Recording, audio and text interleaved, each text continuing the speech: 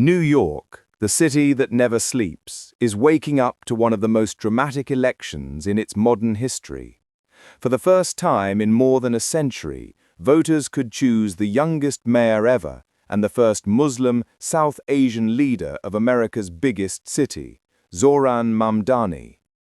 Just a year ago, few people even knew his name.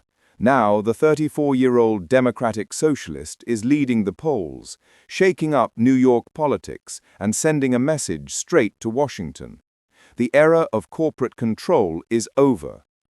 Cameras follow him everywhere. Crowds cheer his name. Supporters line the streets, holding up their phones, hoping to catch a selfie with the man they call the people's mayor. His campaign feels less like politics and more like a movement built on frustration with high rents, low wages, and the feeling that democracy has forgotten ordinary people. But behind the hope, there's a fight. Mamdani faces powerful enemies, from Wall Street executives to the Trump administration itself. Donald Trump has already warned that if New York elects a communist, he'll cut federal funding. Mamdani's answer? "I'm not a communist. I'm just a Scandinavian with more melanin." That quote went viral, viewed millions of times across TikTok, Instagram, and YouTube, and turned him into a political phenomenon. But critics say his promises are too ambitious. Free public buses, rent freezes, universal childcare, all to be paid for by new taxes on the rich. A $9 billion plan that business leaders call impossible.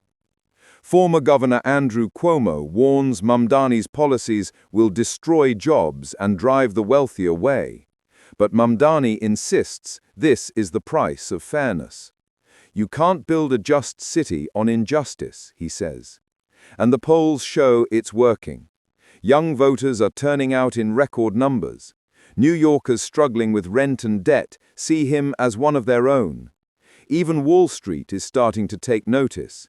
JPM Chase CEO Jamie Dimon recently told reporters he's open to working with Mamdani if he wins, a sign that the establishment may be preparing for a new reality. In a BBC interview, Mamdani summed up his vision in one line. Defending democracy isn't just about standing up to authoritarianism. It's about proving that democracy can deliver for working people, right here, right now. As New York prepares to vote, one thing is certain. This is more than just a local election.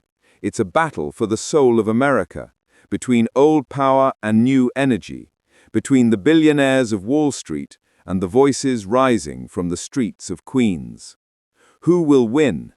By tomorrow, the world will know.